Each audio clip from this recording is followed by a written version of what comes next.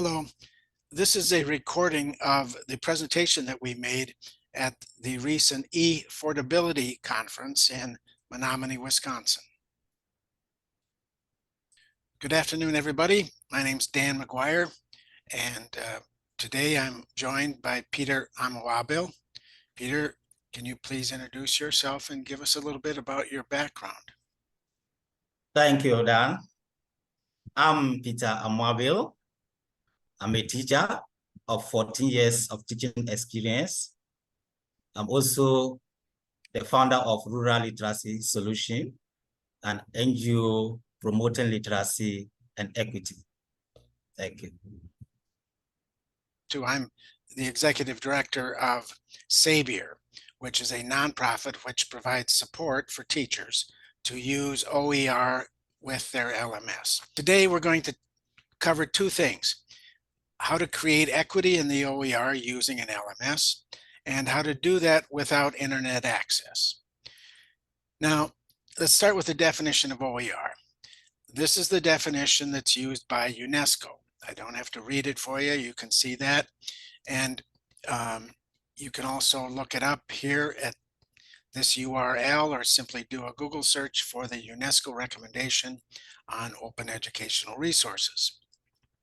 A simple way to remember the definition is to remember the 5 R's: the ability to reuse, repurpose, revise, redistribute, and retain any educational material. If it has these qualities, it's an open educational resource. Now, the future of OER is going to be used within an LMS, and it's going to be discipline specific and or classroom specific. And this isn't so much a prediction as just an observation of what's been happening with the use of OER recently. Why should we use an LMS, or why is an LMS good for OER?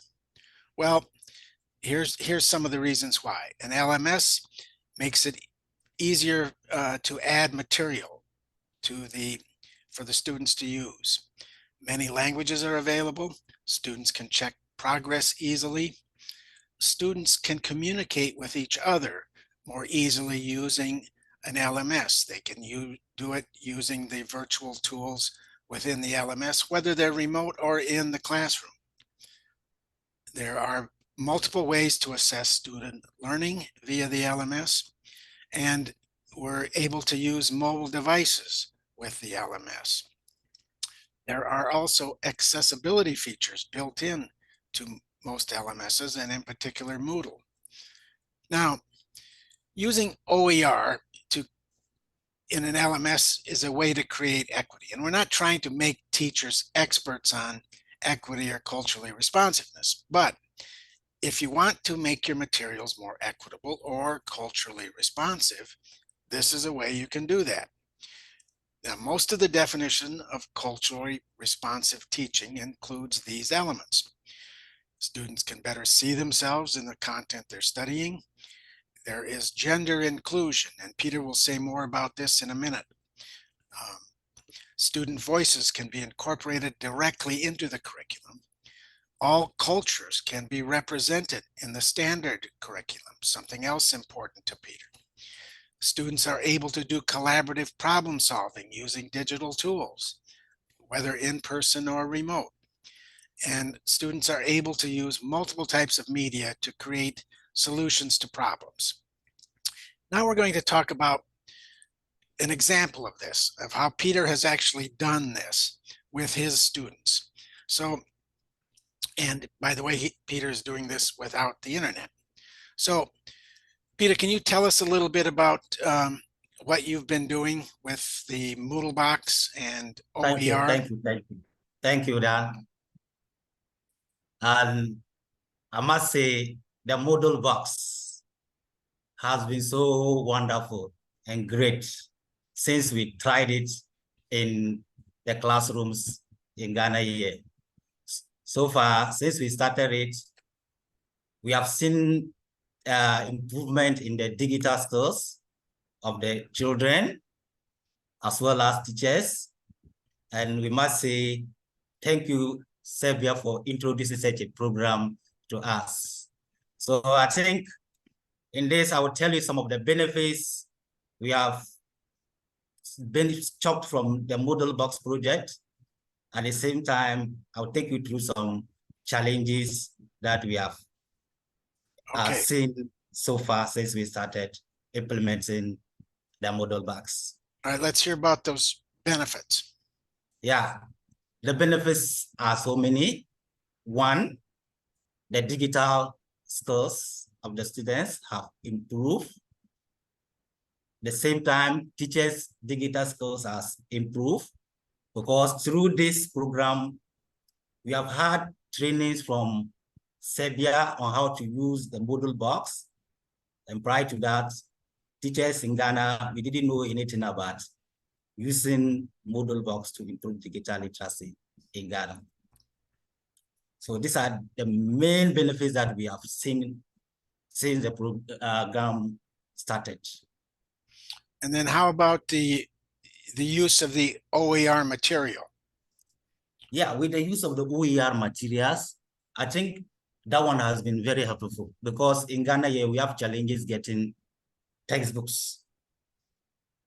So with this, we normally go to the africanstory.org to get materials even in his own native language, the Dagbani language.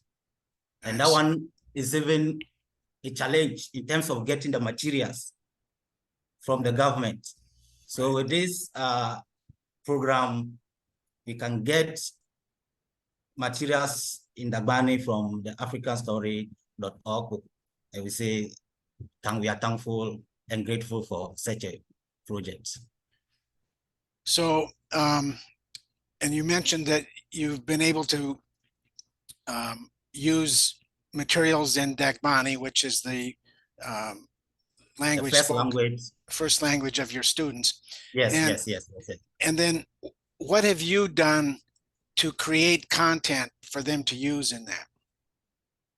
Yeah, what we've done is that in the Ghanaian educational curriculum, there are some standards. So we've aligned the Dagbani to align with the Ghanaian educational standards. And so far, I think it has been helpful.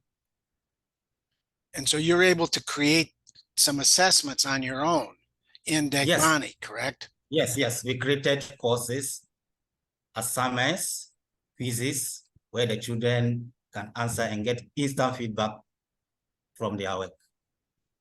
And the idea is that once you've created all of these assessments in Dagbani, and some in English too, that you will have a complete course for fifth graders in reading, and then you'll be able to share that with other teachers, correct? Yes, exactly. So, that's what we are doing. And currently we are even added additional class, and that class too is currently benefiting from the MoodleBox project. And I think very soon we are even aiming to even go beyond the number of classes we are currently. We want to make sure that the whole Ghana can have this program in our schools running, because it has been helpful. Well, that's a big goal, and I think you can handle it, and I'm happy to be a part of that work. Now, regarding, here's a picture of some girls working on, there's a smartphone and then a tablet. And why is this important? Yes, because in the Ghanaian culture settings, girls are made to feel in their various communities as that they are not supposed to talk. They are not supposed to talk in the midst of boys or men. So in our program, in our digital lessons, the classroom, what we do is that we normally use group assignments, group projects, where we group the girls together and we encourage them to talk, to present their answers to the whole class. And I think it has been helpful Now we can see changes. The girls normally they not talk when they are with boys or their colleagues. They not talk even in their homes because of what we practice in classroom. We have seen changes. They can now voice their ideas out. And that's you're demonstrating that concept that we presented earlier, that collaborative problem solving is one of the keys for culturally responsiveness, which is you're demonstrating that perfectly. Exactly. Yeah. Okay, so let's talk a bit about some of the challenges that you're having. Yes. With the challenges, number one challenge is, even though we get OER resources in Dagbani on the African Storybook, but apart from that africanstorybook.org, there is no any other source that we can get the Dagbani. So that one has been a challenge because we have only one source that we get those materials. So we are hoping that very soon there will be more translations for us to get more sources to get the Dagbani content. Then another challenge is public schools here in Ghana don't have the infrastructure. Like they don't have the devices, the tools to do digital literacy programs in this digital era. So that one too is a challenge. Then another is in Ghana, teachers are not aware of the using MoodleBox to teach online, even without internet. So we hope that very soon the whole Ghana teachers will get to know it so that it will be popular. Well, and then another is funding as usual, because through funding that we can get the devices and those infrastructures needed, and then it's through funding that we can make the program popular. We can train more teachers. Well, that's the goal, and yeah. I think it's probably important here to point out that the students in your classroom and their families have not previously been able to use digital devices or Wi-Fi or the internet, have they? Yes. They've never, they in the Ghanaian educational settings, that such things are not common. They are not popular. They don't even know that you can use technology to learn. What we know is teacher coming, using chalk on the blackboard, right? The children will write. They don't know that you can use technology to impact children and to make them digitally literate in this digital era. Maybe down in Accra, they might have some computers, but certainly not up in the northern region. It's a general problem in the Ghanaian public schools. It's the whole Ghana. All over, okay. It's a general problem. It's only some few private schools. Okay. But the public sectors, almost 99% face that problem. Well, so the work you're doing is really paving the way for lots of people. Yeah. And so I guess we've already mentioned this. Yes. Some of the strategies we can use to address it, like getting funding, collaborating with both local and international organizations, like what we are currently doing with SABIER. They are helping us, providing us support, devices, plus training us on how to use the program. We are grateful. And I guess this would be a good time to mention that we're also setting up some collaborations with a school in South Africa, which has some of the same problems that you're facing. Great. Because South Africa also has 11 official languages, just like Ghana does, but they're different languages, right? And that ability to get content in those mother tongues where the materials aren't available is really important. and something that we can address with OER and digital devices. And then another is to train the teachers so that you get to know how to use OER. And I think we can do it by starting even in the teacher training colleges, train them, train teachers and they also teachers in the field, organize workshops and train them on how to use a MoodleBox. Yep, that's a great goal, and I'll look forward to seeing you get that finished. So here's a screenshot of what you mentioned earlier. Will you tell us just a little bit about this? Yes, this was one of the courses in Dagbani. We created a course in Dagbani, and at the end of the course, there was a quiz for the students. And there's a question about two boys going to see their grandmother.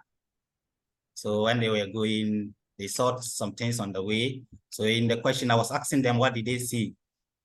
And they said, "Bongkwabre." Bongkwabre means they saw animals on the way. Yeah. How would you say that in English? Bongkwabre, animals. Okay. All right. Animals. All right. Animals, general. Okay. And good. One exciting thing about this MoodleBox is when they answer, they get instant feedback of their work.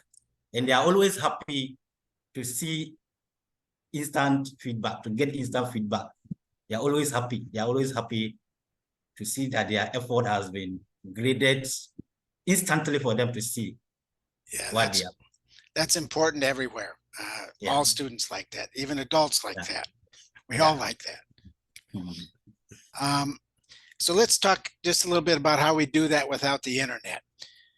So this is the work we're doing in the northern region with Peter and his school is part of a larger team project that we're calling the Engineered Learning MoodleBox, or the ELM. And the ELM is based on a device that looks like this. This will fit in my shirt pocket, and it's powered by a cell phone charger. But it has the capacity to hold all of the content necessary for a classroom like Peter's for the entire year. And it doesn't require internet access. One of the other beauties of this is that it's very secure. There is no hacking to be done on this. And students, it's also really handy for the teacher because the students can't go wandering off on the internet and looking at things. The only thing available is what Peter puts on the MoodleBox for students to work with. So I think there's going to be applications beyond remote schools. There'll be places like maybe higher ed classrooms that just simply want to avoid the institutional LMS. It's already being used in some correctional facilities. I know in France is one, and they're trying it at a few places here in the US. And then there's urban classrooms where an LMS just isn't either available or reliable. And these are all applications that the MoodleBox will be able to address. Here's again a couple of your guys working on a smartphone. Which devices do you think, Peter, do the students enjoy working on best? The smartphones or the tablets? Yeah, initially we're getting used phones from SABIER. Then later on, we got a distributor selling tablets. And after comparing the tablets with the phones, we realized that the tablets are much better than the phones, because in the tablets, the screens are bigger and they have bigger display where the children can easily see well and work whatever assignments they have. So I think the tablets are preferred than the phones. Well, that's an important thing to discover, what works best for the students. And as I already mentioned, we've expanded this project to the second school in Ghana and another school in South Africa. And as Peter has described, that's just the beginning. We're hoping to go to the teacher training schools and all of the schools in Ghana at some point. I want to thank you for being a part of this, and let me say thank you, Peter, for participating. This has been really fun work, and I've so enjoyed working with you. Thank you, Dan. Thank you. It's a pleasure. And here are both of our email addresses, and you can certainly contact me. And I think you're probably open to having somebody write you as well, Peter, right? Exactly. Okay. My inbox is always welcome. You can Okay. contact me in the info questions or any inquiry. We are ready. We are always available. Thank you. Very good. Well, thank you all very much, and we'll see you later. Thank you.